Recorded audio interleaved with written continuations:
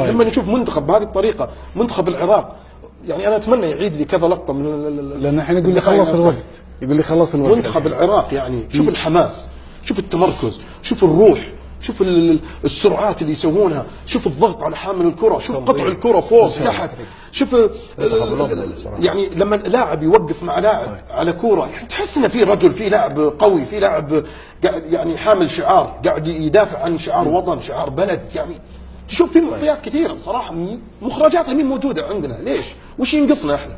شوف ما ينقصنا فلوس، ما تنقصنا اي كلام فاضي، ما ينقصنا. ينقصنا شيء واحد، خلينا نكون صرحاء على الهواء مباشره، ينقصنا شيء واحد.